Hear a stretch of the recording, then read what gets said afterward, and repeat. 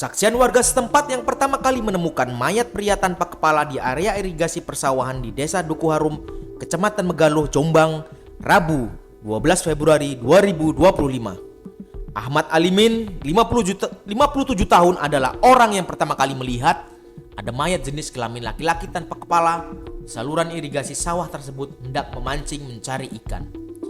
Saya kira orang-orangan sawah, tapi kok tidak ada kepalanya. Terus saya tinggal, saya tidak berani. Terus teman saya coba cek, ternyata mayat tidak ada kepalanya. Cap.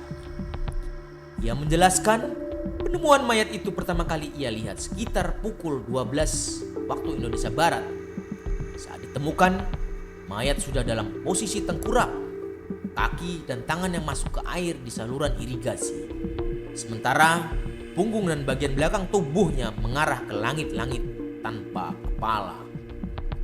Kapolres Jombang AKBP Ardi Kurniawan yang turut hadir di lokasi penemuan mayat tersebut mengatakan jika mayat pria tanpa kepala itu ditemukan di area irigasi sawah Duku Harum, Kecamatan Megaluh, pihak kepolisian sendiri masih mengumpulkan sejumlah bukti-bukti di lokasi penemuan mayat.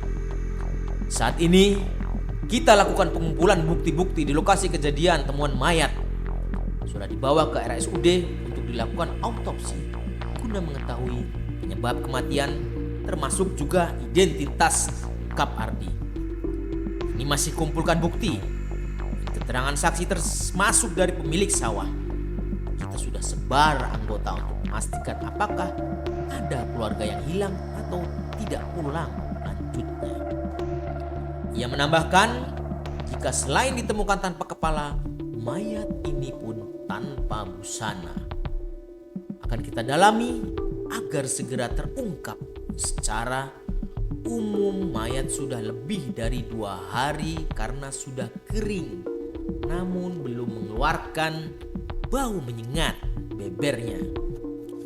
Pihak kepolisian sendiri belum bisa memastikan usia dan identitas korban. Belum bisa dipastikan berapa usianya. Masih kita lakukan autopsi.